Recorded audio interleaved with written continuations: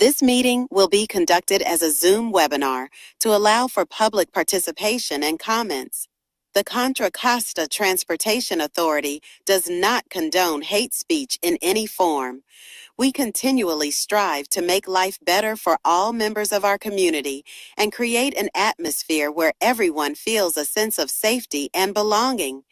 We ask that anyone who wishes to speak does so with civility, respect, and kindness for others. Public speakers will have up to 3 minutes to speak. The chair will call upon public speakers at the appropriate time. Each public speaker is requested to state their name and organization, but providing such information is voluntary. Public speakers who wish to speak in person should submit a public speaker card to the clerk. Public speakers participating by Zoom who are wishing to speak should use the raise hand feature or dial *9 if participating via phone. Written public comments received in accordance with the teleconferencing special notice on the meeting agenda will be provided to the members. If authors of any written correspondence would like to speak during the meeting, they should raise their hand or submit a public speaker card. Thank you for participating in a meeting of the Contra Costa Transportation Authority. Emily, could you please conduct roll call? Member Ash, Yeah, I'm here. Woohoo! Member Bankert, Present. Member Carr, Present. Member Erickson, Present remotely. Member Everidge, Present. Member Miller, Present. Member Pace, Present. Member Patel, Here. Member Saunders, Here. Member Shakarian, Here. Member Wayne, Here. Vice Chair Essel Sego, Present. Chair Lovejoy. Present. All right, we do have a quorum with members Stark, Vedantam, and James absent. Thank you, Emily. At this time, I'd like to note that we have a member of the committee participating via Zoom. To ensure our meetings remain productive and in compliance with the Brown Act, all members participating remotely must follow the Brown Act guidelines for remote participation. If during the meeting it is determined that a member is not in compliance with the Brown Act requirements, they may need to be temporarily removed from the meeting. In that event, the member will be asked to email Emily confirming that they're back in compliance to be reinstated as a committee member and resume participation. If a member is removed for noncompliance, they will be marked absent for the meeting or for the duration in which they were not in compliance. We appreciate everyone's cooperation in following the Brown Act guidelines. We also have a new member of our committee, and I would like to welcome Joanna Pace from El Cerrito to the Citizens Advisory Committee, and I'd like to allow her a brief time for a brief introduction. Thank you, Chair. My name is Joanna Pace. I'm a resident of El Cerrito. Just to help people get a little context, El Cerrito is one of the smaller cities here represented, about 3.5 square miles, 26,000 people roughly. But we do have 2 BART stations, and we host 12 different transit agencies at those BART stations, and we have 13 AC transit lines that serve our city, and of course, San Pablo Avenue, otherwise known as State Highway Route 123, runs right down through the middle of our town. We're very excited about the transit-oriented development that just broke ground at El Cerrito Plaza. A little bit about me. I'm a retired middle school teacher.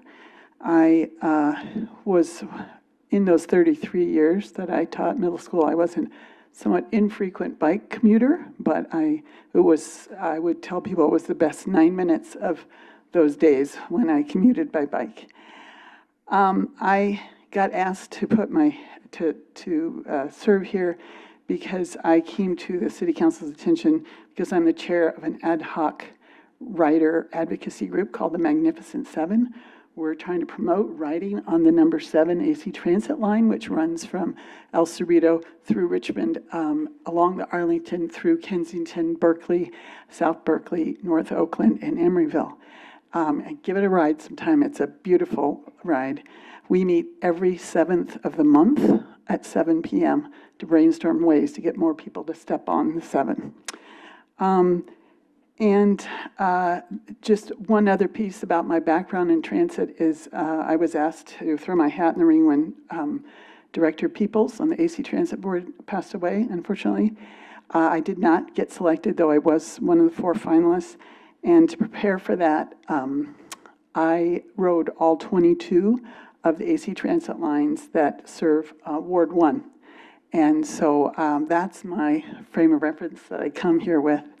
And of course, I could talk more about projects in El Cerrito, like our complete streets and the eventual rebuild of Central Avenue, Exchange, et cetera. So I look forward to serving here, representing El Cerrito, and learning more about our county from all of you. Thank you. Right on. Well, thank you very much for joining us, and we look forward to having a lot of great discussions about El Cerrito with a fellow El Cerrito resident and CCTA planner sitting next to you, Matt. So the next item on the agenda is public comment. Is there anyone wishing to speak during public comment on an item that is not part of the agenda? And if so, please submit a public speaker card or raise your virtual hand, and Emily or I will call upon you. Emily, do we have any written or remote public comment? We have no public comments, written or virtual. Okay. The next item on the agenda is the consent calendar, which includes a summary of actions from January 28th and February 25th meetings and the acknowledgement of the member attendance log. Are there any changes or comments from the committee? Okay. Is there anyone wishing to speak during public comment on an item that's not part of the agenda? Emily, have we received any written or public comment? We have no public comments, written or remote. Okay. Is there anybody wishing to make a motion? I move to approve the minutes from the last meeting. I second that motion. Okay. So we have a Miller. first by Bovert and a second by Miller. Member Ash? Aye. Member Bankert? Aye. Member Carr? Are we approving January and February or Together. together? I'll abstain. I wasn't here in February. Member Erickson? I'll also abstain. Member Everidge? Approved. So you said approved? Okay, thank you. Member Miller? Aye. Member Pace? Abstain since I wasn't here for those meetings. Member Patel? Yes. Member Saunders? Yes. Member Shakaren? Yes. Member Wayne? Abstain. Vice Chair Esselstego? Aye. Chair Lovejoy? Aye. All right, motion passes unanimously with members Carr, Erickson, Pace, and Wayne abstaining, and members James, Stark, and Vedantam absent. So we'll now move to the regular agenda items, of which we have 2. The first item is an action item that will be introduced by Matt Kelly and presented by Nate Levin. Good afternoon, or good evening. Thank you, Chair. Good evening, members. Matt Kelly, Director of Planning at CCTA. Happy to be here tonight to celebrate all things La Marinda. It is La Marinda checklist night. Well, we did see Lafayette 2 months ago, but we're closing out the sub area with Moraga and Orinda tonight. While El Cerrito is one of the smallest cities in the county, these two are both smaller than El Cerrito and are 2 of our smallest cities, only to be outsmalled by Clayton.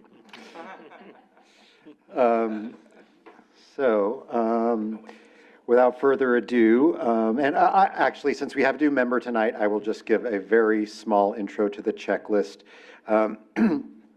The checklist, it is the Measure J Growth Management Program Compliance Checklist. It's a lot of words, but basically what it's trying to do is determine the local jurisdiction's compliance with the Measure J Growth Management Program. Basically, under Measure J, the Growth Management Program was designed to focus growth around existing infrastructure, especially transportation infrastructure, to reduce greenfield development, and protect agricultural lands. So that is kind of the overarching goal, but there's a lot of specific requirements in there related to housing and analysis of land use developments and expenditures of local transportation funds. So basically, every 2 years, each of our 19 jurisdictions and the county come to this group to demonstrate their compliance with the growth management program. And they've done that through the document, the submittal that's in your packet, generally 300 or some odd pages each checklist, but then is summarized succinctly by jurisdiction staff through their presentation. So there's a lot in those 300 pages, probably a lot you don't need to look at. What they're going to do here is kind of summarize it and highlight some kind of recent activities and milestones when it comes to transportation, land use, housing, and related things. So, and for doing all that, you recommend allocation of their what we call return to source funds. So 18% of the Measure J sales tax comes back to the cities and towns. And everybody gets a base of 18%. Some parts of the county get an additional 2.09%, including both these jurisdictions. But actually, you are only recommending approval of their 18%. They get the 2.09% automatically, but that's a whole nother story. That was, the way the measure was designed about 20 years ago, more than 20 years ago.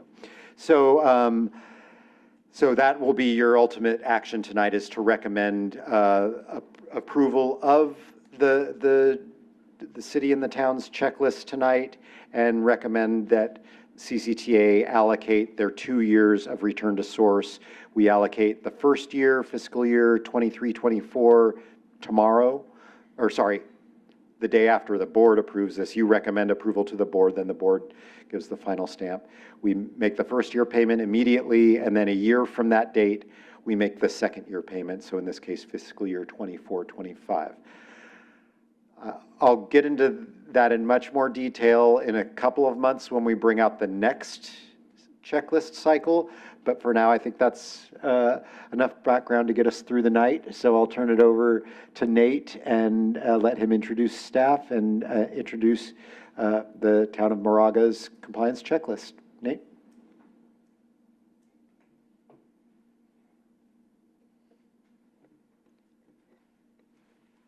Thanks, Matt. Appreciate that. Hi, everybody. My name is Nate Levine. I'm the Interim Public Works Director for the Town of Moraga. I'm also a Moraga resident, a licensed civil engineer, and a licensed traffic engineer. And this stuff is really near and dear to our heart, even in a small town like Moraga, because a lot of the focus of the projects we're doing these days are roadway, transportation, improvement type projects focused on complete streets, Vision Zero, and trails. If you've been to La Miranda, you probably have seen that we do have a fair amount of regional trails. That's really kind of the backbone of our active transportation, and we're looking for ways to increase that and increase safety as well. I'm also joined by the planning director, and I'll let Sonia introduce herself a little bit more, I think, when we get to a couple of sections, but wanted to let you know that it's both an effort from Public Works as well as planning to kind of cover all the topics that are presented for the Measure J compliance. So with that, just a quick overview. These are some of the, as Matt mentioned, the 300-some pages that you have in the checklist. Here's the summary, essentially, of the general items. We're either complying with them or they don't come up. So for example, item 4, we don't have any traffic impact studies that rise to the level of evaluation for the compliance checklist that have happened during the cycle. We have small little traffic assessments, but not what's called like a traffic impact study, hence why that says not applicable. For the other ones, you see that we have yes for the majority of things, or no change is really the process for us. So to kind of reconfirm, our action requested tonight is to go through this checklist at a high level, request the approval for the Measure J with fiscal year 23-24 and fiscal year 24-25, and that's, we're looking in the back, and remember that's fiscal years, even though this is reporting for 2022 and 2023. So we're a few years behind. Those allocations for specifically Moraga are $409,048 for 23-24, and $415,021 estimated for 24-25. So with that, I will take you through kind of our transportation improvements that we've conducted during 22 and 23. Just give you a high-level overview, and then Sonia will talk about kind of the housing and development we've had, and then we're available for any questions. So at a high level, we had 10 projects that we used Measure J to fund, as you can see listed here. I'm not going to run through every single one of them, but I'm going to hit the highlights. The first one, Local Roadway Safety Plan, that actually led to a lot of improvements for us. It's a collective and collaborative effort within the community where we go and conduct a public survey requesting kind of what are called heat maps, trying to understand where issues within the town are and how we can improve them. And then based on that, we actually determine what's called like a systemic approach, and it allows us to seek Caltrans HSIP Highway Safety Improvement funding, which allows us to have bigger projects, and I can point a little bit to that. Some of these other projects like Canyon Road Replacement, that's a small project. It's not as transportation focused. Same with Bollinger Canyon Road tree remediation, but it does use Measure J funding. Minor traffic study. Corliss Drive, Safe Routes to School, I'll talk a little bit about that as well. Pedestrian upgrades, unfortunately, most of the infrastructure in Moraga is quite aged. We do our best to upgrade them when we can. Moraga Road, St. Mary's, complete streets, as well as Canyon Road, complete streets, I'll talk about a little bit as well. And then I mentioned our HSIP safety improvements, as well as a bike and ped for Camino Pablo, which is right near our middle school, JM. So I think pictures are more helpful than lists. Local roadway plan. For us in Moraga, really what this is it's looking at older intersections and coming up with new and systemic approaches to safety, which include higher visibility crosswalks, intersection striping, either for bike lanes or at least for delineation to ensure that it's clear where folks are supposed to go, as well as rectangular rapid flashing beacons. And we even deployed some flashing stop signs in areas where we had low compliance with stop, and those have been working pretty well. But again, I'm going back in past here. This project has been completed, but we're only talking about what was done back in 22, 23, which is more putting together this local roadway safety plan, which led to the funding. And again, as I mentioned, this came out of the LRSP, which was great for the town, and we are about 80% done with all the improvements that were identified. I have one more grant that I'm finalizing, and that will give us the rest of the improvements. So we are very thankful and very excited to see this come almost to completion. Mentioned smaller project here, but we do have non-standard or not current standard push buttons. This CIP project, which was funded by Measure J, allowed us to move that forward, bringing things up to, if you've heard the term APS, accessible pedestrian signal, that's where you have the beeping or the vibrating or buzzing push buttons, which are meant for all users, not just visual users. I'm really excited about this project. It's been in the works for a long time, the Moraga Canyon Road Complete Streets project. This is actually an SS4A project, Safe Streets for All, and it's through a partnership with CCTA as well as the federal government to provide almost $3 million in funding for construction. During 22, 23, our work was more preliminary, positioning concept drawings to get things moving forward.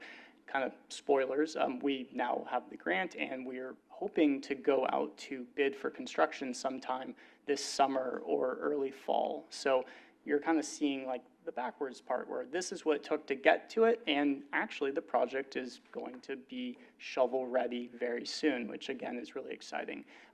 Moraga Road, Canyon Road, is one of our larger sections of roadway within the town. It connects to our Commons Park, which is one of our biggest jewels in Moraga, where a lot of folks are using that, families, and as well as a spur for the Lafayette Moraga Regional Trail. So having safe access along Moraga Road and Canyon through buffered bike lanes or separated bike facilities, as well as sidewalks, is really helpful for folks, because right now you go to the park, but then if you want to go further down Moraga Road to some of the shopping centers or even the middle school, you don't always have continuous safe access, and this project kind of closes the gap. So it's a really great one for us. Corliss One-Way Safe Route School project, kind of a funny name. This is basically a safe routes to school. We have a gap for one of our elementary schools. There's a hill, there's a curve, and as cars are going around that curve, it's not safe for young students to be walking, even with parents. This project was basically providing a sidewalk along that curve. The initial work led to a study, community outreach, selecting a preferred alternative, and then we've since been able to construct about half of this, and we have a TDA grant to help with the rest. So again, seeing kind of like the preliminary work that takes to put these projects forward, and then the actual grants that deliver it home. And then just really quickly, I think something that comes up for this group, as well as at least what's near and dear to the work that I do, is kind of talking about safety and cooperative planning through the future. So Moraga has bought into the overall Vision Zero and safe systems approach. This hasn't formally been adopted, but it's identified in our LSRP. It's in our general plan. It's something we're taking the lead from CCTA and working to finally adopt, and it's what we're using for a lot of our Complete Streets projects. So, taking that vision, no pun intended, from CCTA to use Vision Zero has been helpful and has actually seen a lot of buy-in from the community. In that same vein, we're really trying to expand our trails and active transportation, not just putting bike lanes on the road, but actually doing the effort in the study to figure out how folks are going to use them and coming up with safe systems, whether it's a Class 1 or Class 4 separated facility, or understanding if sidewalks are wide enough for folks to use. As part of that, we've been working through regional coordination with LPMC, which is the La Miranda Policy Management Committee, and SWAT, which is the kind of Southwest Area Transportation section for us. The big takeaway there is that we put together the La Miranda Action Plan in 2022, which has identified a lot of these projects that we've been able to work towards. So that work actually occurred in 2022, and we're still using it today. And then lastly, I touched upon this, but SS4A, HSIP, all the alphabet soup, those grants have been big for us because they make up a sizable portion of our CIP budget. And without them, we wouldn't be able to deliver these types of projects. And with that, I will hand it to my planning colleague. Good evening, CCTA committee. My name is Sonia Arzua. I am still calling myself the new planning director for the town of Moraga. I've been with Moraga for a year as of this week. So I'm still getting to know stakeholders, colleagues, and I'm happy to meet you all today. I'm happy to talk to you anytime you have any questions about Moraga planning. It was interesting to prepare for this presentation because it was about activity in 22, 23, so I had to go back in time and figure out what we did before I got here. So hopefully I do right by my predecessors. And so I have just a short list of items that we've been working on. So from 22, 23, the biggest ticket item that we've been working on as a planning department is the adoption of our housing element. The housing element included a lot of policy work. We are not really known for a lot of development volume in the town of Moraga, but we certainly did push through a lot of new policies that were incorporated in our housing element. We also have a slide coming up about the general plan because we also updated our general plan. So we do have important programs as part of those efforts that look at where the future of development in Moraga will be, mostly concentrated around the commercial centers, the two shopping centers. In terms of actual development projects, the one thing that we did approve in 2023 was the Ream Valley Shopping Center. We call it a partial redevelopment. It includes the demolition of an existing commercial shell and currently undergoing reconstruction for a grocery store. We also anticipate receiving 2 restaurants that will accompany that development, but that was big movement for Moraga, and we're very, very excited to see that those new commercial endeavors enter our community. So that's known as the Ream Valley Shopping Center in 2023. That's frankly all we have for development other than our policy items. Like I said, we also, as part of the I included it here because it began in 2023 and we didn't reach completion until November of 2024, but it was also very, very important and significant for a town such as ours to put the framework ahead of us for where we want to go with our development that aligns with the housing element agreement that we made with the state. So all of those include updates to the economic vitality element. We're still working on the safety element and the evacuation studies that accompany that. And of course, we'll look at the growth management work as well there. Included a little bit here just to tell you what's coming up. This is not something that happened in 22-23, but just to give you a little sneak peek at what's coming. Some of the projects in Moraga came in years ago and are still waiting progress. But one thing that we have is this project on, a townhome project on 1600 School Street. A project that was approved in 24, but we received a subsequent submittal for a townhome project. And it's a housing opportunity site. It's an SB 330 application, and it's currently under review. We are working on the CEQA documentation now. So that is to come. We have a couple other projects that are also in the pipeline. We're calling this Area 15. This graphic kind of shows an earlier configuration. I don't have a more updated configuration, but this is more, it's just 33 homes, but it's 27 homes plus some ADUs. And again, currently under review, working on CEQA review. So that you'll see as part of our CCTA report, hopefully in a few rounds from now. And again, all of these are pending. These are probably were presented to you in other report outs, but there's just a lot of pending projects that were submitted a few years ago and are just waiting for either market conditions to change or regulatory conditions to change. So this Area 14 is not necessarily active right now, but we're hoping to get some action at some point. And so that's what we have going on. Aside from this, we have a little bit of ADU activity. We have in the 22-23 round, we had about 5 ADUs, which my previous position was with the City of Lafayette, and at that rate, we had a lot of ADU applications, and here we have 5, which is not going to make anyone stay up all night. This year, for example, we had 9, so it's still kind of on the low volume side, but we're happy to see that the town of Moraga is interested in taking advantage of ADU opportunities where they can. So if you have any questions, happy to answer those. Yeah, thank you for your presentation. I will turn this way because I'm guessing Member Saunders might have some questions, but we'll start on this side if anybody has questions. Thank you for the lovely presentation. I really enjoy the trail system out that way. Yeah, just one. Yeah, I've noticed the flashing stop signs. I think they're really helpful. What's your criteria where they go? Yeah, so great question. That's something that we've been trying to develop at least our own policy for, because from a national standpoint, there isn't really firm guidance. MUTCD is what governs how we are allowed to put signs and different devices within the road.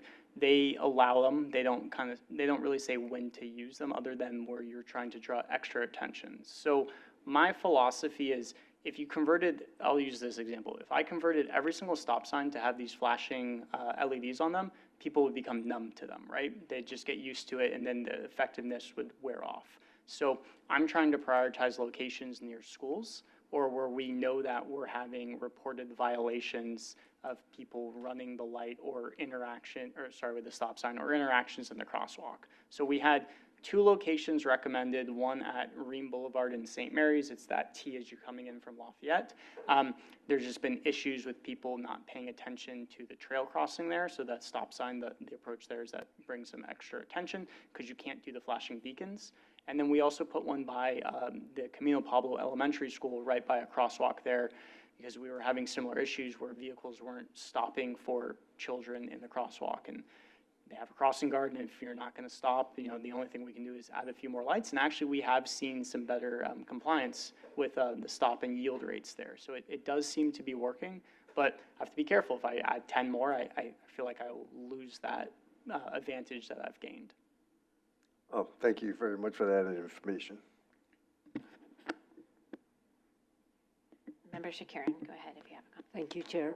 I had one question. When you refer to the trail system to complete a gap that you had, what area exactly are you referring to, and what was that gap? Was it like a missing piece of the trail, or was it something that had to be upgraded to better or higher standards? So I think what I mentioned is on Moraga Road, we have what are called sidewalk gaps. So Moraga Road ties into the Commons Park, which is where a big connection for the Lafayette-Moraga Trail runs through the park and then continues along St. Mary's into Lafayette. The intersection of Moraga Road and St. Mary's, there's a signal there, but there actually isn't a sidewalk on the southbound direction of Moraga Road as you go towards the Moraga Shopping Center. So if you wanted to walk from the park to the shopping center, you can't do so on a sidewalk. You could walk in dirt, you could do it in unaccessible areas and unsafe areas. So for folks that want to bike or folks that have young children and wagons or strollers or whatnot, there isn't a great way to do it. So this project is going to put in a nice wide sidewalk so that way you can have that connection and then make your way further down Moraga Road, which then has more of a continuous sidewalk system. Thank you. Thank you for the presentation. I just had one question on the projects that you said you completed to date. It looked like you were leveraging a lot of state and federal funds with the Measure J dollars. So I wanted to know if you guys track the data on how much you're able to leverage those funds. Like, is there a ratio that you have? So I would have to do it's a great question. It's something we're internally tracking. I don't have the specific number, but it's it's in some cases over 10 to 1. So, you know, what I could say is I'll put it this way, our LRSP project, I believe, was, if I'm looking at my staff report, about $45,000 to do the study. We've received to date, I believe, close to $3 million from the state. So that's a huge, huge multiplier. It's a little apples and oranges, right? Because that's a planning study, so the dollar amounts are small, but it leads to all this construction funding. And that's the nature of it. So to your point, it's the approach I'm taking and what my predecessor took as well, is we're using Measure J to get the ball rolling, so to speak, and then we're in the game so we can get those federal and state grants. That's a great question. I should probably have that number more readily available because it's a nice number. Yeah, and I'm wondering, Matt, if that's something we could request from all the presenters, just to get a sense of, I mean, I know not everybody's using it for capital projects, but that would help us get a sense of how creative people are being with the Measure J funds. Yeah, so when we come to you in a couple months with our new checklist cycle, we can kind of add that to our instructions in terms of what we're asking for. Great, thanks. So All right. remember that idea. Okay, I'll put a star next to it. Thank you. So my name's Chris Saunders, so I get to work with you for Moraga. So I've met with Sean, but I have not met either of you, so maybe write my name down and I can get you my number, but I'm always happy to interact with you guys if you have questions about this. But I don't really have any questions, but I have a couple of sort of comments. And I think it came out when I talked to Sean, this sort of leveraging, using CCTA to get, you know, funds from all kinds of different sources, I think is something that Moraga has done pretty well, and you commented on it. And I think it's, you know, I think part of what CCTA does is bring everybody together in the county and learn what other people are doing and, you know, get best practices and stuff. So the other comment is the improvements that I think we're seeing on the main with the, you know, the green bike lanes and certainly the signs. I've noticed the signs as well. The, crosswalks where you could stop, they can press the light and do stuff. I think those are huge. I've been in Moraga 25 years, and I think the last few years have really been, good for that. I think some of the other challenges are it's dark, seeing people, particularly when it's dusk, older drivers seeing people. I think that's one of the challenges. I think we're cleaning some of that up, but there's more of those to come. And I think one, kudo, I live in Campo Lindo. There's 1 million kids running across the street from the pool back and forth. There's no line of sight, cars everywhere. I stuck in one of your tickets, and it took a little while, but you guys came out and made the big red marks along and, made the line of sight better. So really appreciate you guys doing that. One thing maybe after the questions, if there's time, I'm interested in maybe just a little update from you guys on the new thing on Moraga Way, that big study, and with Arinda here, maybe just understanding where that's going might be good for people to just get a preview of. It was in the papers, but they may not have seen it. I'm happy to talk to that if that's appropriate, and we can do so later in the presentation or later Just this maybe evening. wait till the questions, and if we think we've got time, then maybe a couple minutes would be good. I had that as my question. Oh, okay. It was one of my questions Well, maybe too, we so wanna cover it. up to you when they want to hit that. Yeah, let's move on and then we'll come Okay. back. So yeah, that was one of mine. I wanted to see if either one of you were there during this cycle. You were not, and you're in. I lived in the town, but I didn't work for the town at the time. But I was actually doing consulting work, so some of these projects I helped as a private consultant for the town. Was just curious, like that sidewalk project to the elementary school, when you did that community outreach, were you involved in that then? Yeah, that's actually my project, and I led that. What did people say? What was the reception? I'm just kind of curious from that standpoint. Yeah, great question.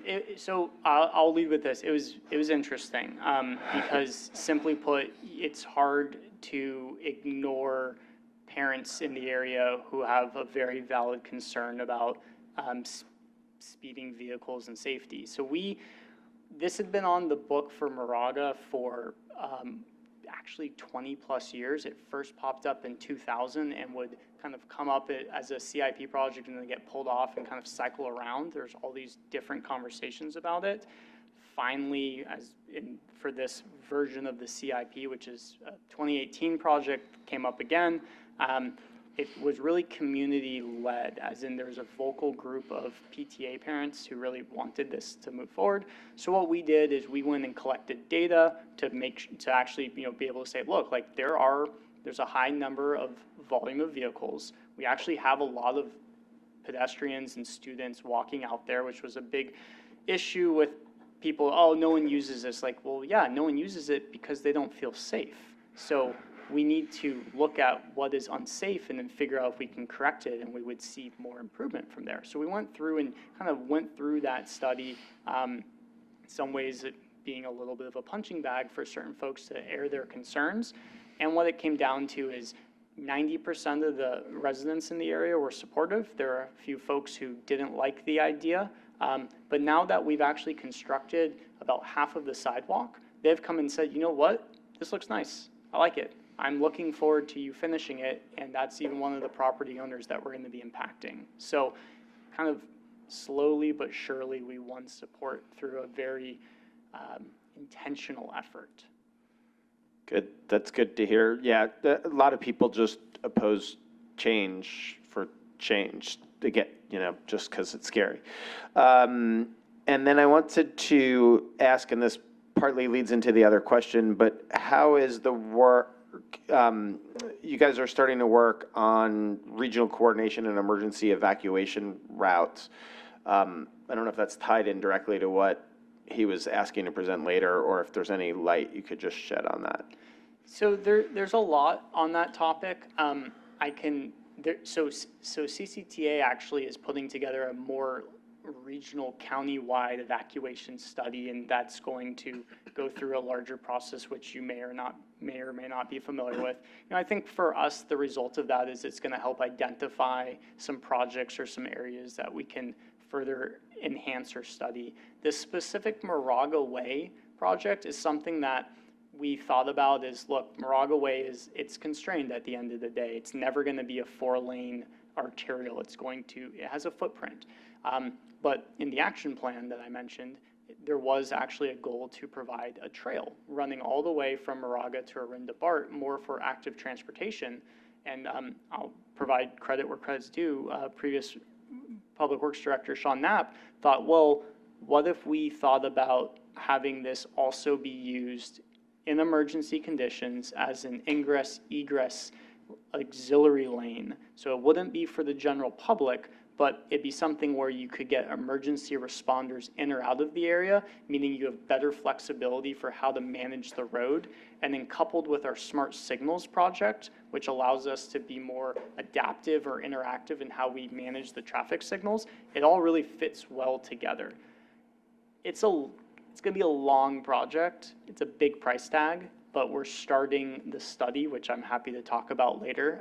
But it all fits together, and we like it because it's leveraging off of all these different opportunities, which then position the project very well for funding because it's a big price tag. Otherwise, it'd be challenging for agencies like us to deliver. Hopefully that kind of answers your question. Yeah, no, that's helpful. And then just curious, as two people who haven't been there for this history, how long did it take you to prepare this Measure J checklist? I'm just kind of curious as we think of reworking it in the future. And like, it must, like, you didn't have the history yourself, and yeah. Well, that's a good point. I had partial history, so at least that I could go through the projects, even if I wasn't there for some of the work on them. But to your point, yeah, when you're looking back in time, and depending on when you start versus when you're doing compliance, you might be out of it. I think it comes down to, at least for us, our CIP projects, we have really good record keeping on. Some other things, maybe not so much, but CIP, very clear. So we're able, that information is really clear. Our budget information I can pull as well, very easily as well. And then, yes, you are going from the previous checklist and updating it based on the new projects and providing new information. So it wasn't a huge lift, but to your point, having tenure for the entire duration makes it easier. But at the end of the day, we're still able to put this together. Okay, thanks. I also very interested in the stuff related to school. We have some similar issues in Clayton. You're never going to outsmall us. But, and we've missed a couple of opportunities to pick up some adjacent properties that were going to be a church, and now it's going to be, unfortunately, we missed the window. It's going to be additional housing next to the school. Could have been a parking lot, could have given us some additional options. But anyway, I just want to say I'm going to be following this closely, and it's pretty impressive how you've materialized so much fund money, so much grant money to make this happen. And these are the kind of priorities that really respect. Thank you. Thank you. Thank you for the presentation. Just a couple questions, but out of curiosity, how are cross-jurisdictional traffic, like between Lafayette, Orinda, being quantified since Moraga doesn't have routes of regional significance? So I think, is your question, how are we either counting or collecting that information? Yeah, great question. This comes up a lot. So anecdotally, I'll actually start with this. Anecdotally, we get a lot of folks concerned about traffic or through traffic from Canyon going through Moraga and then continuing on to Lafayette. Going and doing counts can be challenging. We actually can use what's called streetlight data to track where vehicles are kind of originating from and where they're going. So it's not precise, but it's ballpark, and it can give you the numbers of how many folks are basically starting outside of Moraga Canyon and going through. So I've put together some heat maps. I get a little hesitant with sharing the numbers because they're not super accurate, but we do, what I see is we'll get residents come in and say, hey, this number seems really high, and then we'll look at the heat map and be like, well, it's actually a really small percentage of vehicles. In some cases, it's 10%, or there might be some times where you're looking at 15% where it's low. As far as the regional traffic going from Moraga to Lafayette, that is really variable. On the weekend, you could have a huge number because Campo is hosting, the high school in Moraga is hosting an event, a regional event. So then you have all this traffic coming off of 24 through Lafayette into Moraga to get to Campo. So we might see a really high number where it's maybe close to 70% of the traffic on Moraga Road that day is an outside originator. But then on a standard day, you're looking at fairly typical commute dates or commuting activities. Moraga residents are leaving to go to Lafayette, and then they're returning, and then during the day you are seeing folks, whether they're contractors or workers, coming in and out, and that's a lower percent. So I don't have the specific numbers, but we do pay attention, and there's some pretty big influx on certain special events. No, thank you. That answers my question. I just wanted to get an idea. Thank you. My other question, I think you all mentioned there's been 9 ADUs this year. Did I get that right? For 20, where is it? For 2025. 2025 was 9. So I guess my question is what portion of new approvals or recent completions are ADUs versus multi-unit projects? And I'm asking to really understand your move towards affordable housing. How are you all approaching it? So you're talking about approvals or actual completions or construction? Both. So it's really interesting. We actually have not built a new single-family residence since 2022. We do a lot of remodels, we do a lot of additions, significant additions. But we have, in 24, we had some approval of one big approval for a multifamily construction. It was, I believe, it's 49 units for senior housing, affordable, 100% affordable housing.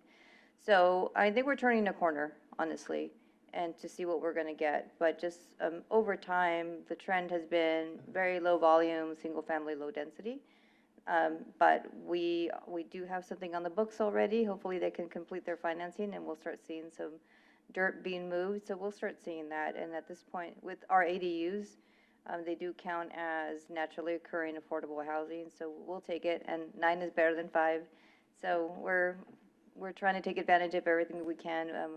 We have Senator Glasner had a program for funding for ADUs, a rebate program for them, so we took advantage of that, and we had one property owner take advantage of it. So anything we can do to continue to encourage Moraga residents to consider an ADU, it works. And then, like I said, we have a brand new general plan that's been updated and a housing element that's been certified. So the implementation of those documents, I think, is going to see a different pace. Thank you. Yes. Yeah, to jump off of the ADU comments, I also had some questions around that. We've seen some presentations from other cities about pre-approved plans and some really good streamlining of approval processes. Do you have something like that in line right now? Just today, we were reaching out to the town in Danville, who is the financial administrator of Senator Steve Glasner's program. They do have some money for pre-approved ADUs, and so we're trying to collaborate with Lafayette and Orinda, putting our funds together so that we can get some plans available for the community. And again, just for a lot of people, it's introducing this idea of how can you make this more affordable, easier. Our ordinance is actually fairly well set up for streamlining and making it easy. We don't have a lot of fees. We have I don't think we've required discretionary review for any size. Most of our ADUs are kind of averaging around the 600 and something square feet. They're not very big. But we're doing everything we can to take advantage of any state funding so that we can just encourage people to to explore that. But like I said, I was impressed when we did the numbers and we have 9 approvals. They haven't been billed yet because, you know, that's a different story, but 9 approvals is pretty good for 2025. Absolutely. And do you have a process where you're tracking use, you know, whether it's, you know, just like a she shed or an Yeah. office, or is it actually, you know, a living space? We sent out a survey. From what we can tell, they are being occupied, whether they're being occupied by the property owners or being rented. Most of them, from the responses we received, not everyone is responsive, is that they're using it for their private, other family, or not for renting it out. Okay. Best of luck on the ADUs. Thank you. I will turn it over to Member Carr. Good evening. I echo my thanks for your presentation and the time required for you to pull it together. Learn something new every day. I was thrown off by the talk of repaving Bollinger Canyon and remediating Bollinger Canyon, and I thought, wait, I thought this was Moraga's checklist, not San Ramon's. But then realized Mother Nature sort of is on both ends of that road, or in between the roads in 2 different places. A couple of things. St. Mary's is a feature of Moraga. Hadn't heard it mentioned. How do you work with the college and that population, which may or may not have their own transportation available? How does planning and thinking through the issues you're accountable for your town, how do you loop them into your decision making and progress?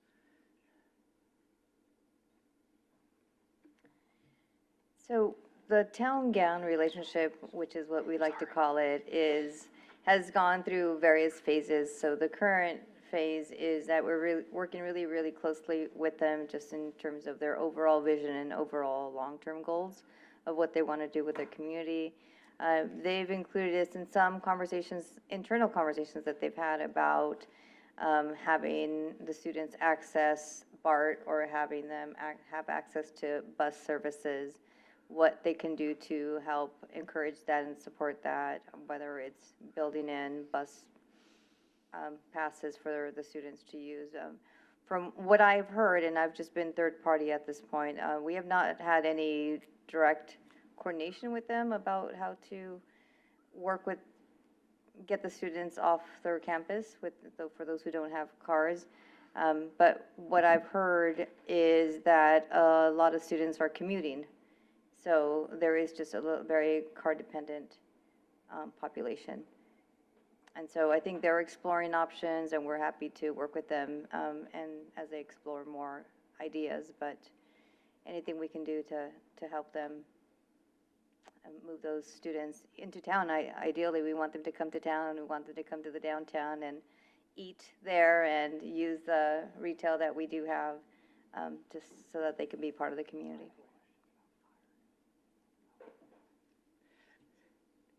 So I apparently stole Member Bankert's question on St. Mary's as well, so I wanted to make sure I wouldn't steal his second question.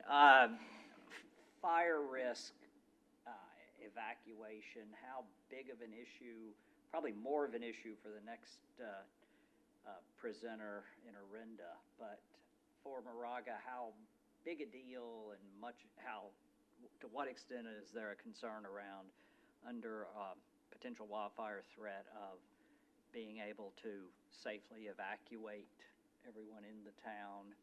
And is that something that's on your radar screen at this point in time?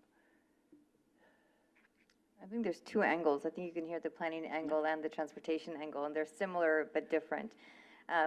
Top of mind for sure when we went out to the community for the general plan update, that was one of the top themes. Concern about wildfire risk, wildfire evacuation, those 2 things separately. And so it's something that we anticipate hearing from the community every single time, whether it's a grocery outlet or whether it's a townhome project. We anticipate getting that question, so we try to be best prepared as possible to explain what the approach is.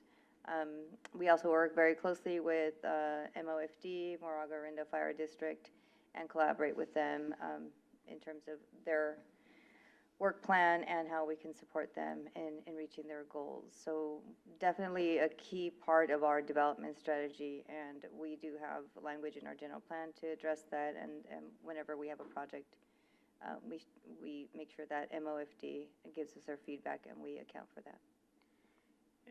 I'll keep this, I could talk about this for a while. I'll keep this somewhat simple. The example is there's actually a conflict with how you would do potential evacuation in Vision Zero. So for example, Vision Zero would want you to design facilities that are intended more for safe use, eliminating vehicle conflicts with vulnerable users and so forth. And what that might mean is that you need to build hardscapes or concrete or bulb outs in certain areas. Those can create issues for evacuation, whether it's for getting in a fire truck, whether it's for making a roadway contraflow, having space to get vehicles around something. So now what we are doing is in every single project, it's actually a combination of the review with MOFD as well as the Moraga Police Department to make sure that what we're proposing doesn't cause a direct conflict with what they think is important. And then also, unfortunately, where possible, using paint and plastic instead of physical barriers, knowing that it may have to be removed at one point. So it is a consideration we're making. And again, I could talk about this for a while, but there's a conflict with Vision Zero. So we're trying to kind of balance both ends of it. And I'd say it's an emergent science right now. I don't think anybody has a firm answer. But my goal is I don't want to construct something and then have to pull it out a year later. I want to come up with safety improvements that can last, and maybe down the road I can take something that's plastic and convert it to concrete, but I would rather do it in that way opposed to concrete having to go back to plastic. That is a great response. I'm glad I asked the question, and I really like your answer. Only one other thing, and I think I'm going to direct this to you, Matt. I don't know if it matters. When I was kind of glancing through the presentation, it looks like there's probably a typo on the 2024 annual reporting form. The final figure is right, but one of the subtotals is not. I don't know if that matters. I don't know if that's something the board sees when they do their approval. If it is, I can take that offline and point out where there's, I think, a typo in that form. Yeah, and there may be a problem with the form itself, but I would say whatever's in the fields itself is what you, and ignore the math maybe, but look at what's in the actually populated in there. But yeah, if there's a mistake, we can certainly get a corrected one out. And I would the say beginning and end is right, it's just one of the kind of subtotals is not. Okay. And I would say generally the board relies on your recommendation in terms of, as opposed to reading the entire checklist? Well, we don't necessarily always read every page either, but that one did, I did notice that one. My engineer can't stop it himself sometimes. Okay, that's all, thanks. Thank you very much. I've got just a short, quick question. I am just curious around the impact that St. Mary's has on the housing needs for Moraga and why it hasn't generated more demand for ADUs. Is it because it's mostly a commuter college? You kind of stated that a lot of people are commuting. Are there people living on campus? Is there a significant increase to city revenue because of the college? I'm sorry, say that last part again? Well, it was just kind of an add-on question on whether or not the college population is making a significant impact on city revenue. But the bigger question really is the college creating housing needs, and why hasn't that translated to ADU I don't think needs? from what I could tell, I don't think the town has looked at that, framed that question in that way yet. They do have some on-campus residences. They have some dorms there, and they're going to, I believe, increase the dorm requirement to make it 2 years instead of 1. So it's a whole different population. I think there also the attendance has changed at the college, so that might be a factor.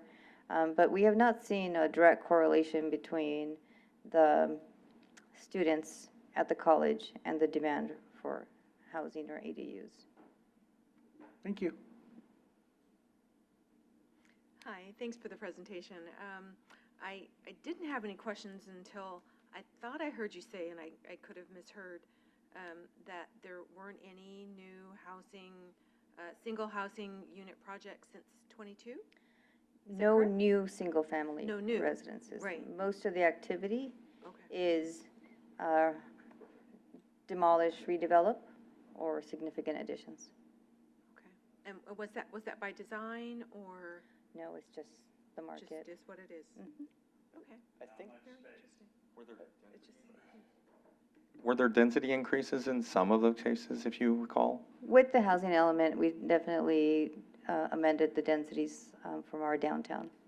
So, like I said, I think my prediction is that we're about to turn a corner.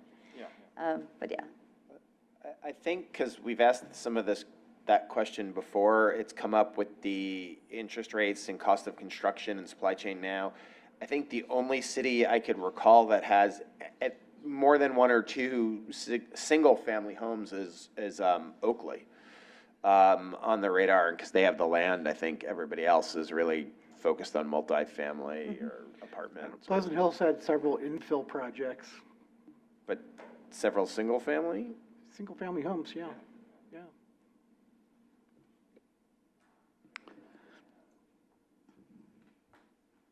Thank you for your report. Antioch did, didn't they? Okay, thank you for your report. Just two quick questions. What bus lines serve Moraga? What agency? So the agency is County Connection, or CCCTA, and we are served by Route 6, and I believe the other one, it's called 66 as well. They're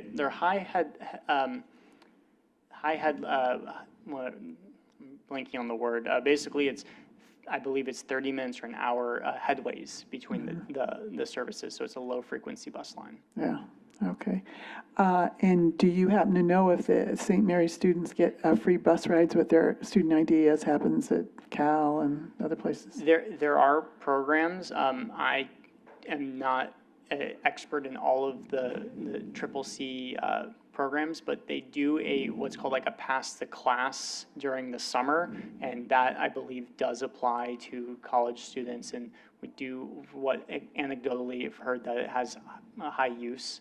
Good. Yeah. Okay, thank you. Member Erickson, did you have any questions or comments? I do. I do have three questions. I was curious, are you guys at all responsible for the maintenance of the Lafayette Moraga Trail itself? The part that runs through, that connects, that runs through Moraga itself, like by the Safeway? I can't remember which. A couple of things there. So the trail is maintained by East Bay Regional Park District. So it may go through different land ownership, but maintenance is East Bay Regional Park District. And then the area by Safeway is actually not really the trail, right? That's just a section of School Street, which is actually owned, School Street is owned by Central San, the sanitary sewer district, as well as East Bay Mud. We actually don't own that street. It's not private, but it's a non-city street. Because I understand that there was some planning several years ago at look at like revising that and making a better connection through there. Yep. Is that kind of fallen off the radar? I wouldn't say it's off the radar. I'm actually working on a project that's supposed to do some of the groundwork to understand how feasible that trail and connection would be. So we're actually moving forward with that study probably in the next month or so. A big part of it is that it requires coordination with those two districts, as well as a private landowner, the Brazonis, and ultimately it's up to them if they want to develop or not. Okay. And then, oh, right, of course. And then the second one is like, how is sort of the increase in the students' use of e-bikes? How is that being planned for, and how are you guys seeing that impacting Moraga? Yeah, Yeah, great question. So oddly enough, we are seeing it. Our police chief could give you some specifics, but it isn't impacting us as much as other cities like Danville and some of the others within Contra Costa County, which are having some concerns. We're seeing that parents are generally abiding by the rules that e-bikes are, at least the actual quasi motorcycles, you need to be 16 and have a class M1 or M2 license for. We've had a few incidents of high rates of speed, but realistically, it is something, at least is on my radar, is, how does everybody play in the sandbox, so to speak, on the trails with these e-bikes? And when it's a motorcycle and can go 45 miles per hour, it's not intended for a trail, that it needs to go on the road, and then it needs to be a different user. So it's something we're working on. I guess I'd put it this way, we're not forced to make a decision yet, but we're trying to be proactive about how we plan for it. And then my last question is, so especially with the fire safety that you're doing, and I know that you were, I don't know if you're gonna have time and then address kind of the Moraga way, how you guys are looking in coordination with Orinda, looking at putting in a class 1 trail all the way along there for safer biking and connection. Have you seen how much more regional planning do you guys do you see going forward in the future? I could, if I know I have my Orinda colleague behind me. I would say Orinda, Lafayette, and Moraga, we spend a lot of time talking on the phone about how we can work together to leverage different opportunities and expansions, whether it's this Moraga Way, which was a joint effort between Moraga and Orinda, or additional connections to the Lafayette-Moraga Regional Trail, helping Lafayette get closer to actually having direct connection to BART, and then what we can do to make our section of the trail safer and working with the Parks District. So the way I look at it, at least from my perspective, is we all need to work together because, kind of divided we're small, but united we have more voice, more funding, more opportunities. Okay, thank you very much. Okay, so looking at our time, I want to return to Member Saunders' question and give just like maybe a 5-minute, if you wanted to return to your question for them. I think just an overview so everybody knows what it is. I think it's an interesting. I'm happy to keep it to 5 minutes or so. I'm going to look back. Siva, are you okay if I do this? All right. Yeah. So I'll lead with this. Siva and I were and our former Public Works Director, between the three of us, but a lot of legwork with myself and Siva, we were the co-applicants to put it together. Moraga was the lead agency for what was awarded, but we've been kind of trading between the two cities on who does what for these opportunities. So this was actually our third attempt to receive funding.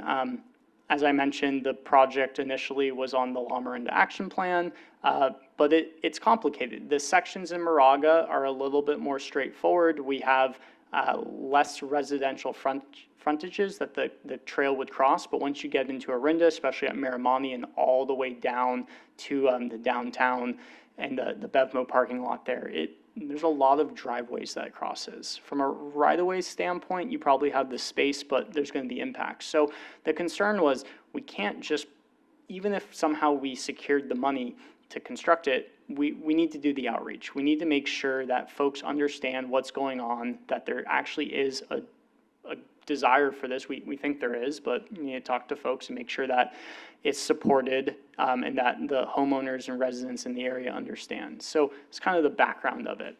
We were successful with what's called an SS4A planning and study grant. It means that we take the effort to about 15% design. We're not going to go into full PS&E plan spec estimate or construction. This would primarily focus on doing some community outreach, understanding needs and constraints by residents, coming up with topographic surveys and right-of-way mapping so we really understand where that right-of-way is, where the creek is, where those constraints are, and that should give us a better picture of what the actual cost would be. And at that point, you would have kind of this 15% level concept plan that you could then take to try to move further. And the thought there is, as I mentioned, or I believe you mentioned, it would be what's called a Class 1 trail, so it's separated from the roadway. We want it to be somewhere between 10 feet where feasible or wider, so that way we have space for an emergency access vehicle to use that trail. And we'd also be looking at making sure that the section of asphalt that is designed is thick enough to support those operations, so that way you can actually maintain it in the future. It would have interactions with the signals throughout the way. You have a handful of signals in Moraga, as well as I believe 3 or 4 in Orinda. We have to make sure that those work with our smart signals program, so that way in an evacuation standpoint, you could basically do a flush plan, get them to be green, cars go out, emergency responders come in, you could flip that depending on what's going on. So that's kind of the evacuation component. This, I think maybe you're curious on timeline. So I'm actually, tomorrow I have a meeting with the Federal Highway Administration to hopefully finalize our agreement. Once that agreement is finalized, we can work on securing a consultant to do the outreach work and start the process. It's likely going to be a year plus from the time we kick it off till the actual study is done, and it's all dependent on when this agreement gets finalized. That's kind of in a nutshell, but I know that was really high level.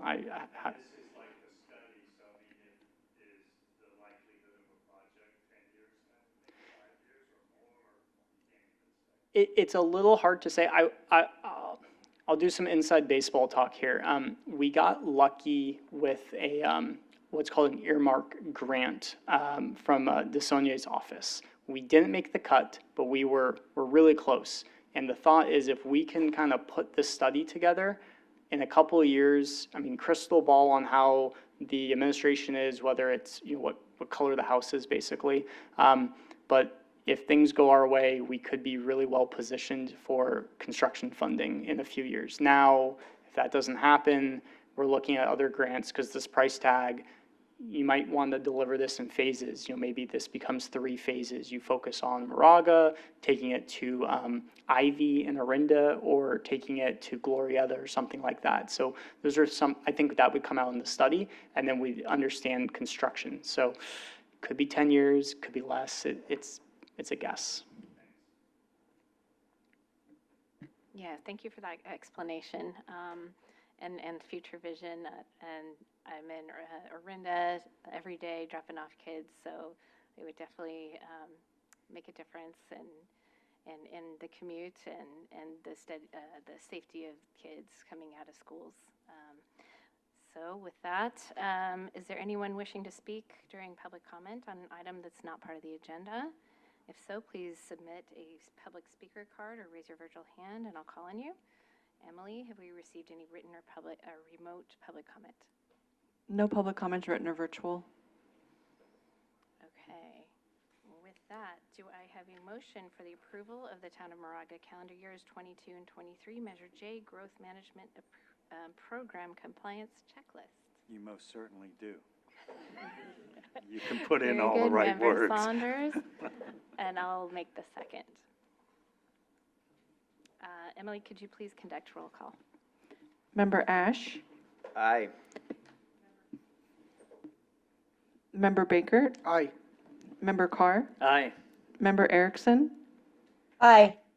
Member Everidge, Aye. Member Miller, Aye. Member Pace, Yes. Member Patel, Yes. Member Saunders, Member Shakarian, Yes. Member Wayne, Yes. Vice Chair Essel Sego, Chair Lovejoy. Yes. Okay, motion passes unanimously with members James, Stark, and Vidantham absent. Thank you very much again, and we'll see you next time around. Thank you. Pleasure to be here. So we'll now move to the next regular agenda item, which is an action item that will be introduced by Matt Kelly and presented by Siva Natarajan. Hopefully I got your name right. Yeah, thank you, Chair. Once again, Matt Kelly, Director of Planning here at CCTA. Very happy to introduce the city of Orinda.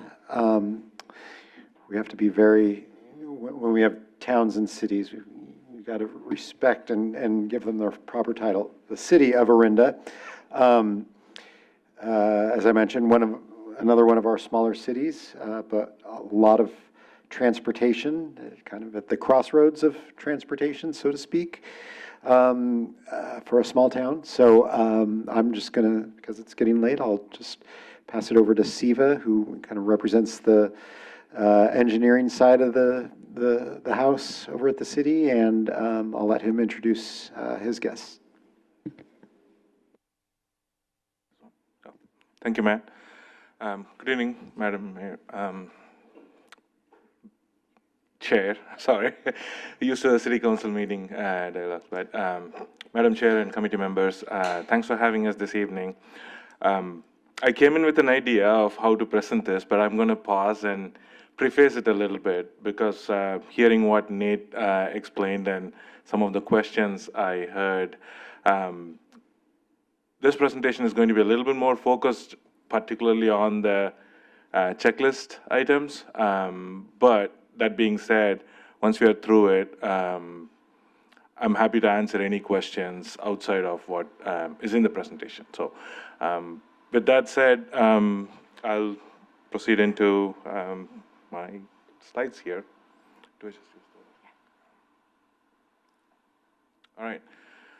As an introduction, I am Siva Natarajan. I am the city engineer for Orinda. I've been with the city a little over 6 years now, and this is the second time I'm doing this. The first time I did this, I was kind of in the similar position as the previous team here. I was presenting on things that I wasn't quite involved in, but this time around, I do have a little better sense of what it is, and hopefully I can fill in some answers when it comes. And tonight I'm here with our Director of Planning, LaShawn Cross. I'll let her introduce when her slides come in, and we'll go from there. So as part of the Measure J requirements, we are responsible to be participating in various regional transportation committee activities. So Orinda is part of the Southwest Area Transportation Committee. The SWAT is a little bit set up a little different from the other RTPCs in the area. I'm not sure if you're familiar with that, but we do have two smaller components that engulf it. One is the La Morinda component, which is the La Morinda Program Management Committee, which includes Lafayette, Moraga, and Orinda. And we have the San Ramon and Danville component. They are part of actually the Tri-Valley Committee, but it kind of integrates in a very unique way. But as far as SWAT goes, there is all these 5 agencies along with the unincorporated county, and Orinda is one of them. In addition to that, we are also a member of the La Morinda Fee and Financing Authority, which is a JPA set up especially for the La Morinda agencies. They oversee some of our transportation impact funds, and it's set up in a way to where we contribute 50% of the fees we collect towards this JPA that allows us, the La Morinda agencies, to participate on projects that are common for all 3 agencies. So one example would be the Signals Upgrade project that we are working on right now, for which the local match funding is coming from this particular JPA's role. Beyond that, of course, our staff do represent all 3 committees as the technical advisory role. And then lastly, we are also part of the City and County Engineering Advisory Committee, where Orinda staff is actually focusing on the bike ped updates on a monthly basis.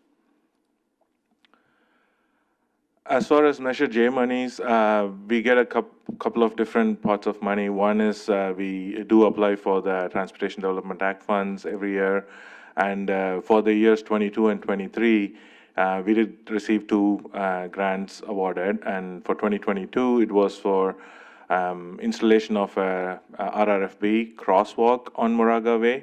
We were awarded $80,000, and on top of it, the city contributed the rest of the funds to get that constructed. Construction was completed in 2024. And then the second project that we got awarded was the Moraga Way Pathway project. We call it the Phase 3 project. I'll go into it a little bit in a second. We received about $150,000 TDA grant money for it. It's currently under design. We are reaching final design, so the plan is to get this built out this year. Just to expand on that a little bit, our Moraga Way, as you have all been hearing this evening, it's a pretty constrained when it comes to Orinda, and there is very limited access for bicycles and pedestrians. So one of the things that Orinda has been doing is try to segment the stretch between the southernmost end, where our high school is, next to Ivy Drive, for those who are familiar with the area, and slowly coming up north towards the downtown area, but doing it in phases because of funding constraints primarily. So this TDA grant and support from CCTA for us has been tremendously helpful to proceed with that. We are continuing beyond 22 and 23. We are still progressing with additional projects that are ongoing in various phases right now. Here's a photo of the completed project from 2024. This is on the Moraga Way corridor you're looking at. It's our principal arterial. It pushes through over 17,000 vehicles a day. So it is a pretty busy road for what it is. It's a 2-lane roadway with class 2 bike lanes on either side. It is also the bus route, like Nate mentioned. It's serviced by the County Connection buses, route number 6 that goes through Moraga towards Lafayette, and we also have 2 separate services from County Connection, the 606 buses that serve our middle school and the high school. So there are 2 buses each in the morning route, and then 3 in the afternoon route that all use the same corridor. And in addition to it, it's very densely focused on the school side for us on the southern end of Orinda. We have our middle school and the only high school, along with one of the 4 elementary schools, all in the same vicinity. So traffic circulation is a major component when it comes to that area. The other pathway project I mentioned is also actually in the similar stretch, and I believe my next slide will show a map of that. So as you can see here, this portion is just a little south of the photo you just saw earlier. And the blue line here represents pieces that have already been completed. And the yellow line, I'm sorry if it's not clear in the map, but that represents the segment that we are currently working on that's going to get constructed this year. I do not have a picture, unfortunately, of it, but generally what we've been doing is try to find space between the class 2 bike lane and the remaining shoulder area adjacent to the driveways and stuff, and create like a 5-foot a short barrier, I will call it, separated pathway. So what I mean by that is like a dike, or in the last project, we used like a parking bumper, concrete parking bumper as a separation between the bike lane and the pedestrian path. It allows for a little bit more buffer separation from the active roadway traffic.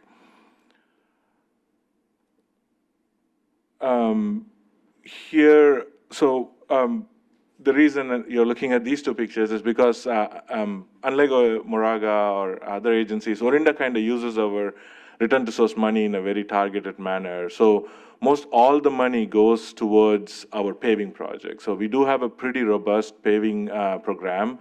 And every year we spend anywhere from, depending on the year, $2, $3, $4 million on roadway rehabilitation and upkeep.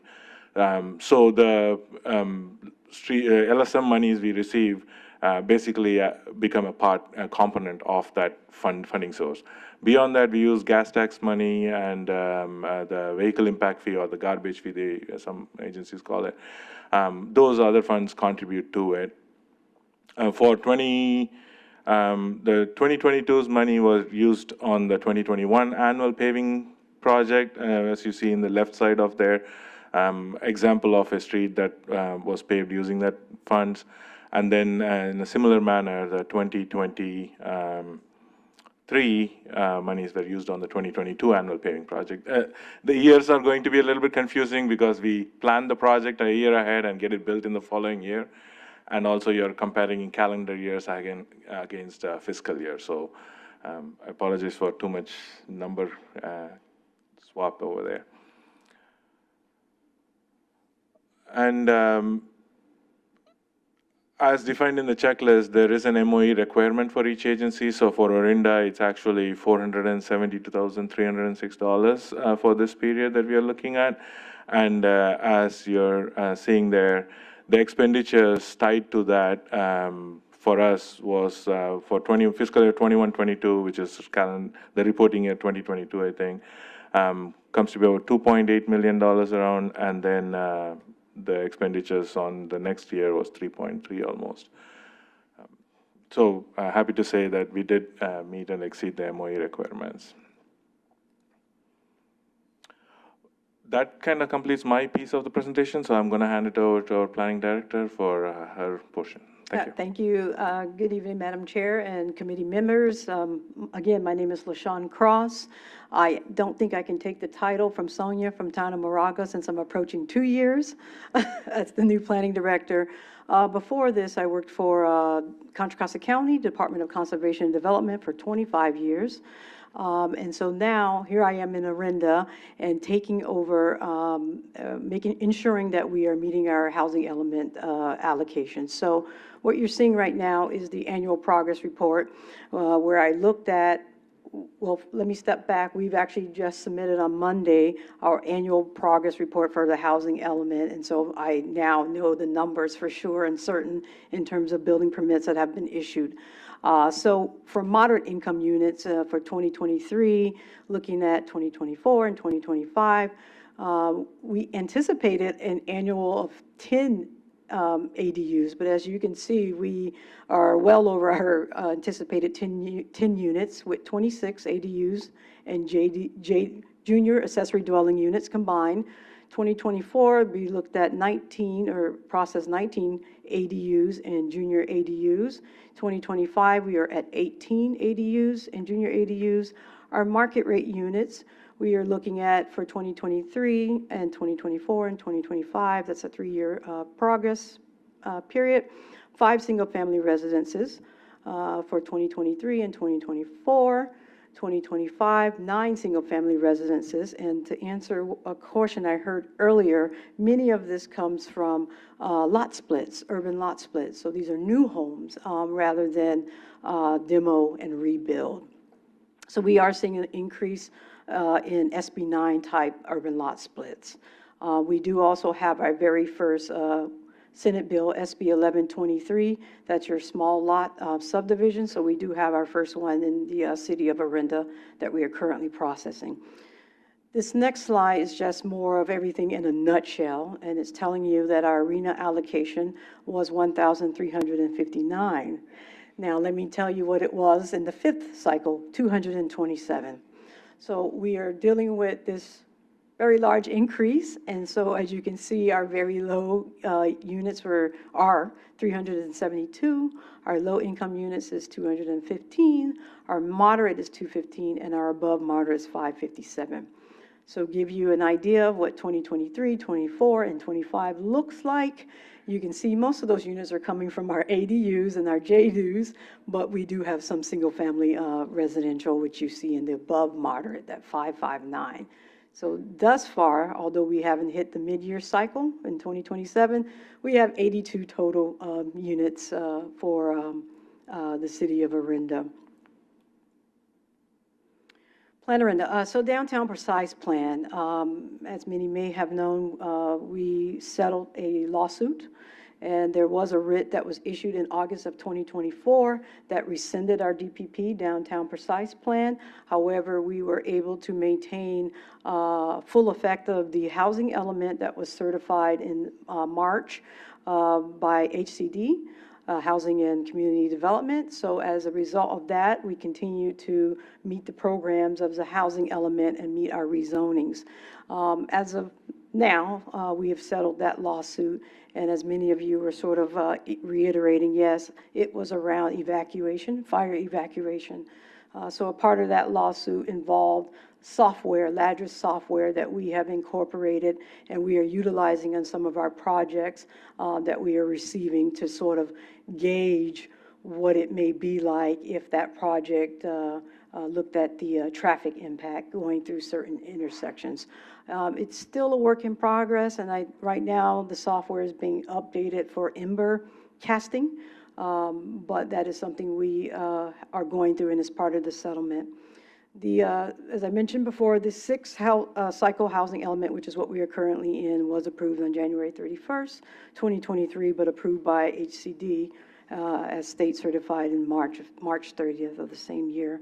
The other part of the general plan, besides the housing element, is the safety element, which was also approved around the same time as January 31st, 2023.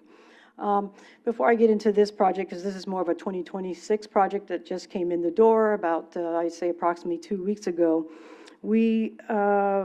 our last project was probably 2012, which was the Monte Verde Senior Housing Project. We did approve an entitlement for the Vista Verde Senior Housing Project, which is 100% affordable. I thought I would see them pushing some dirt around this year, but I have not. So in the meantime, there was an entitlement issued in the Village District. The Village District is north of the Orinda BART station. The Theater District is south of the Orinda BART station. We do have a project that was approved in 2023 that is currently under construction. It's called the Creek House. The Creek House does not include residential. It was one of the projects that was approved just before we approved the housing element. So that project is, I don't drink coffee, so the names of coffee places behooves me, but I think it's Equator Coffee. So Equator Coffee is coming into this location. There is a beer garden under construction as well, and then there's a third tenant space to be utilized as a restaurant. Above this, so it's three stories. Above the ground floor is going to be utilization for sort of a meeting hall or type of conference gathering. And that project is currently in process and is due to, or anticipated for the summer of 2026 to be completed. The newest project that we have received is our first market rate condominium project. And this is at 23 Altarinda Road. I didn't want to add too much because staff is currently still reviewing this project, but it is 23 units located within the Village Side District of Orinda, 22 market rate, and 1 below market rate at very low income. And that's the project I chose to end with. Thank you for your presentation. In the interest of time, I'll just ask if any members have questions or comments. You can raise your hand. Yes, Member Pace. Hi, I just was in Orinda today, used the BART to get to the meeting and decided to go to the post office. And I was struck that there were some places where a pedestrian coming from the BART to the post office, there were intersections that didn't have crosswalks. Who's responsible for that, or is that just? I'm going to assume you came along Camino Pablo. I believe that's what it's called, yeah. Okay. So BART to downtown access through there is actually a separate pathway they have on towards the parking area side of BART. So you would come across Camino Pablo on the overbridge and then walk along the pedestrian pathway. Right, That will connect you to. I was on the east side of the street, yeah. Yes, it will be. And then, no, actually, you'll tie into Orinda Way, which is Right. parallel street to it. Mhm. There is continuous sidewalk in that extent of the roadway. I don't know if that's the area you're referring to, or. It's right across the street from the Chevron station. I know I shouldn't take the committee's time, but I just couldn't miss this opportunity to advocate for pedestrians, so. Right, we do recognize that, actually. That's a good point you bring that up. On Camino Pablo, on the other side of Chevron Station, there is no crosswalk that actually connects either end.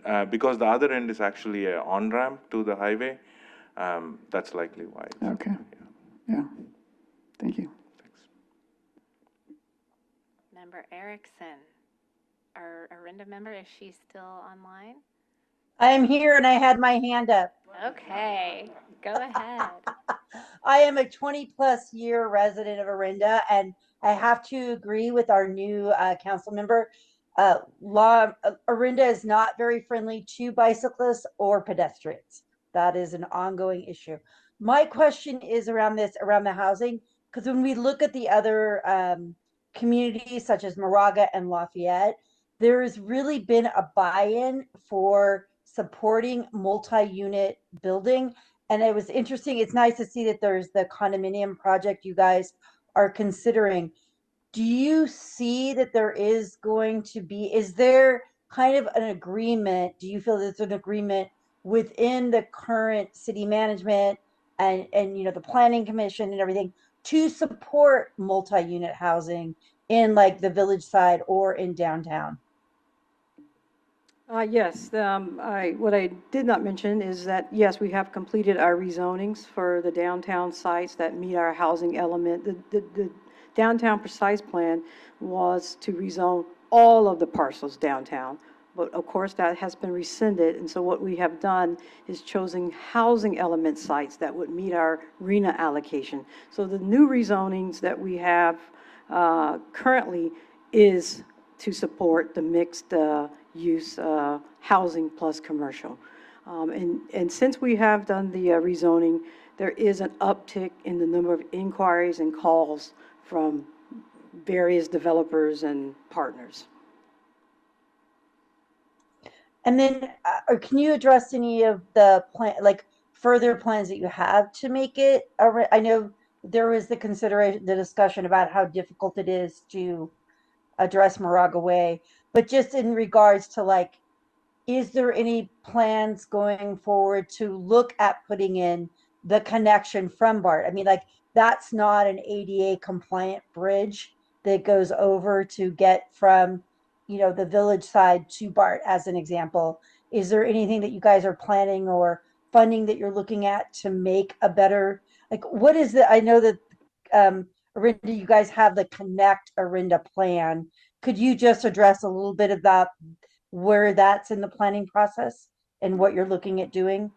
That is exactly what I was just whispering to Siva here about. We have the Connect Orinda plan, but we, meaning the planning department, intention is to bring that back forth to look at potential modifications as how we can upgrade that document.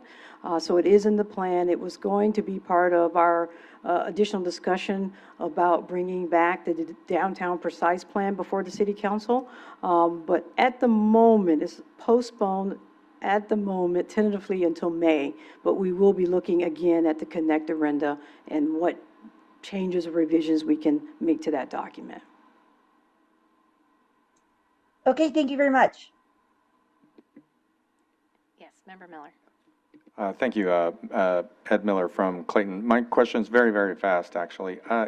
I was wondering, is anything happening on the Santa Maria site? Is it just, it's zoned, but is there any interest or movement on this site that's been zoned 20 units or whatever above for possible low income?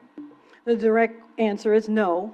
However, the Santa Maria is interested in a, I don't have a tangible application, but I'm just going to say a high school. Interesting, okay. I do appreciate that, thank you. Member Salcedo. Thank you for the presentation. Just a couple questions. On the housing front, if I heard correctly, I think you mentioned there was there is a 100% affordable housing project. How did the community receive that? Perfect. I mean, it was 100% affordable and senior housing. That is definitely, I would say, a product type that Orinda welcomes. So if you had heard anything, it had to do with the protest around labor. But the community well received a 100% affordable senior housing project. Okay, thank you for that. The other question is on the ADU number seems to be very active, which is great. Does that have any impact on displacement? No, no. I think as you heard the town of Moraga, Sonia mentioned many of the ADUs are their family members or. Okay. So neighbors are not complaining, or there aren't any like community outrage?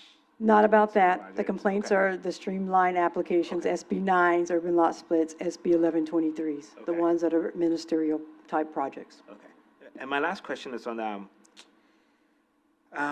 for your growth targets. I know with Moraga we talked about the safety.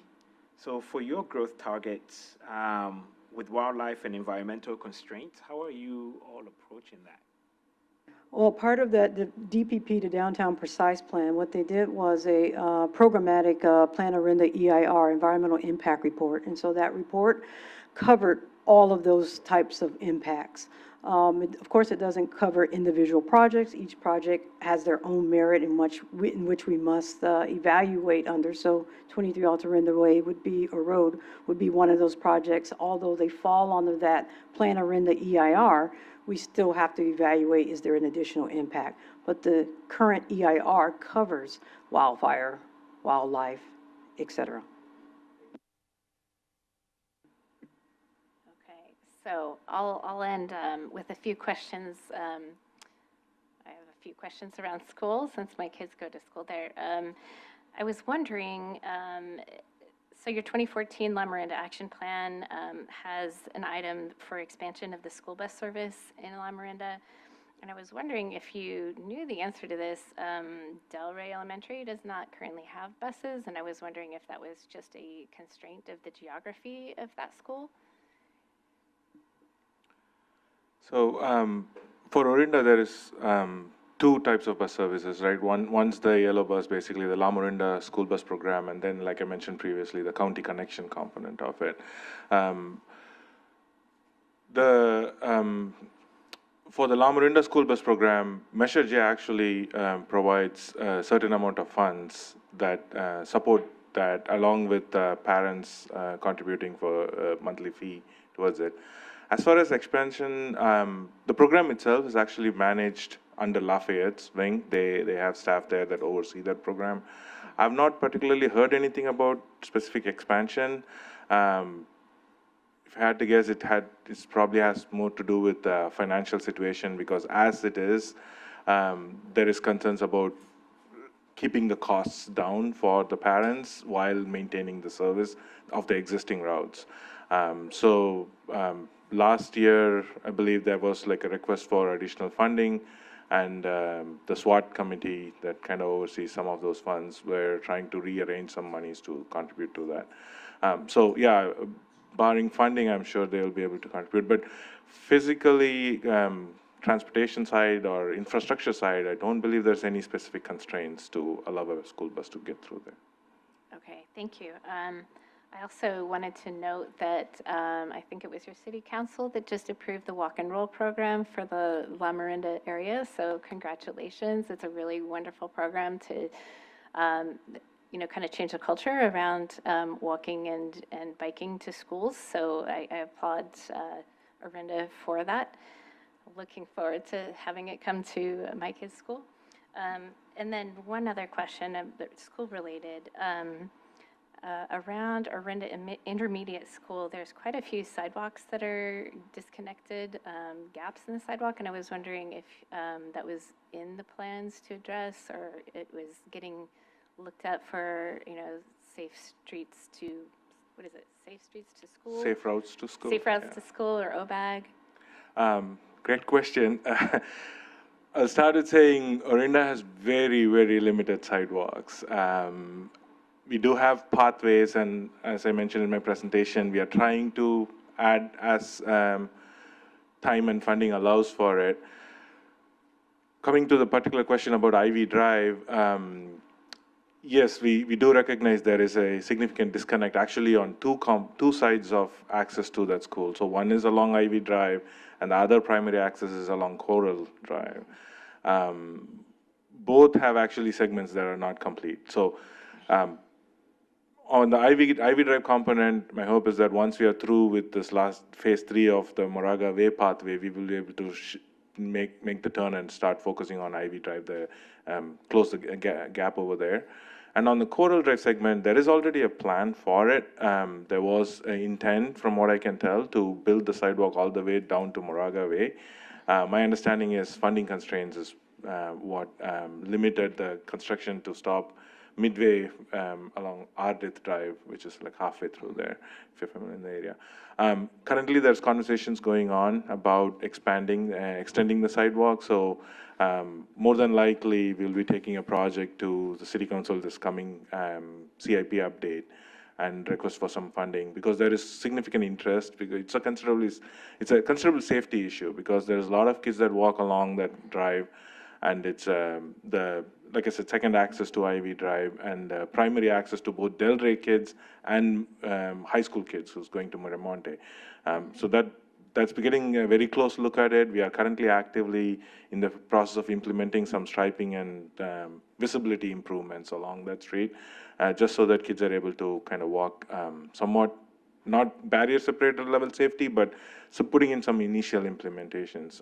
Hopefully the sidewalk following through that will help close the gap. I'm really glad to hear that. I noticed that there's some gaps, and then there's parking along the street, and that would force kids to actually walk in the street. 800 kids go to OIS, I think 1,200 to Miramani, and 400 to Delray. So it's a big student impact. Yes, Glad to hear that. Last question.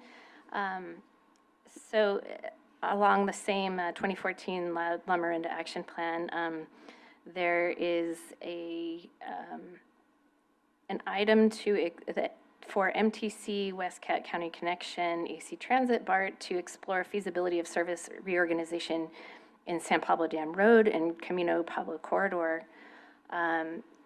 That's a corridor that I travel pretty much every day. I've seen traffic is significantly worse over the last 3 years, especially Tuesday, Thursday evenings. It seems like everybody's doing their commute to work during those times now.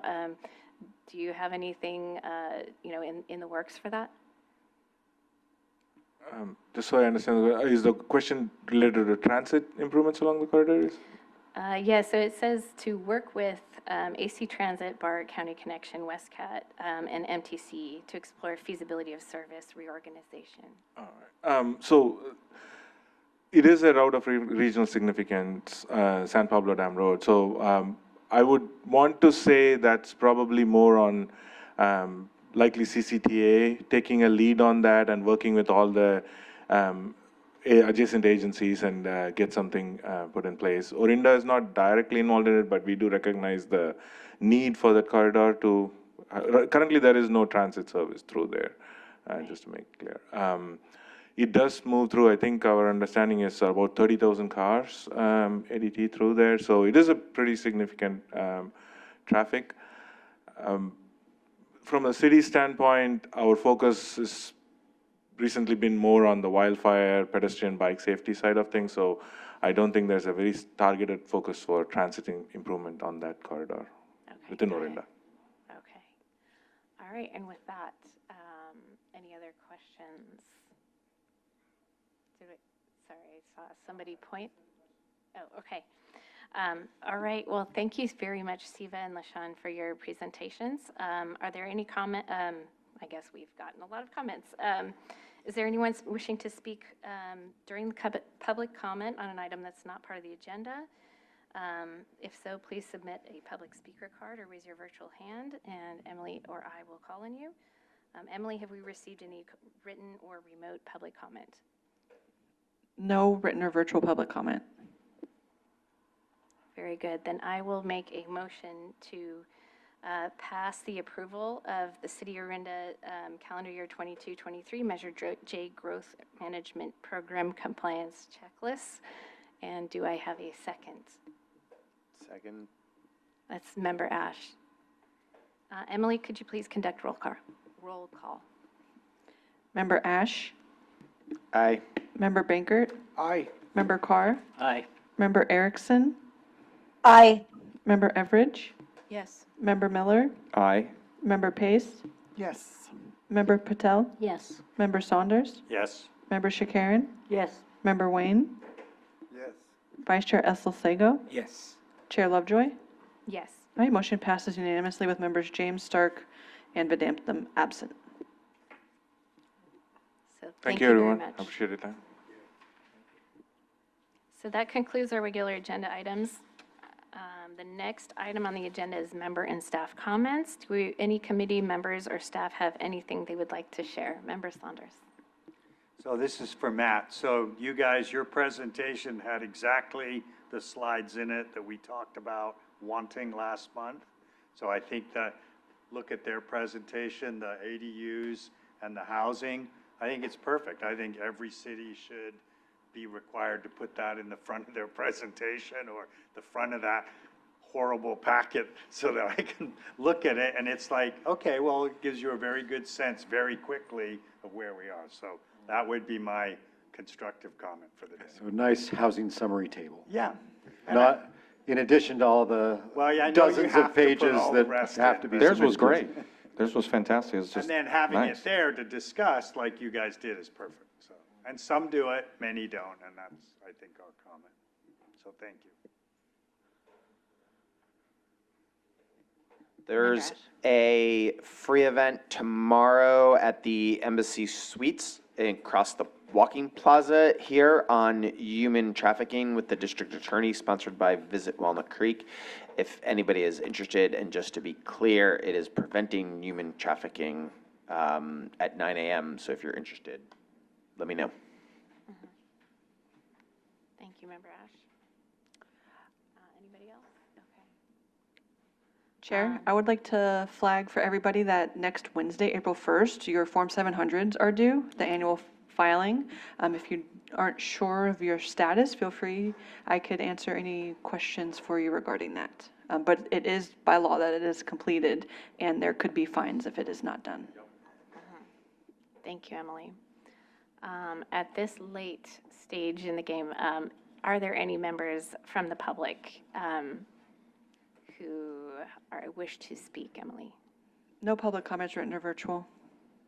Okay, so the next item is correspondence and communications, which we have none.